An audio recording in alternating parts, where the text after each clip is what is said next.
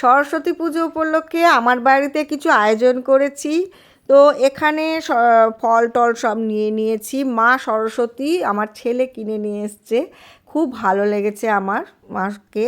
তারপরে ওদিকে নিয়ে নিয়েছি, দোয়াত সাজানো হয়ে গেছে, ঘট পেতেছি, আমাদের কলার ফানা দেয়া হয় তাই দেয়া হয়েছে।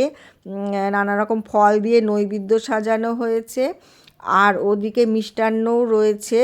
আর এদিকে পুষ্পপত্র সাজানো হয়ে গেছে, তারপরে প্রদীপ ধূপদানি পঞ্চপ্রদীপ তো আছে। আর এদিকে ক্ষীর, আমি ক্ষীরটাকে নিজে হাতেই বানিয়েছি কালকে রাত্রিবেলা।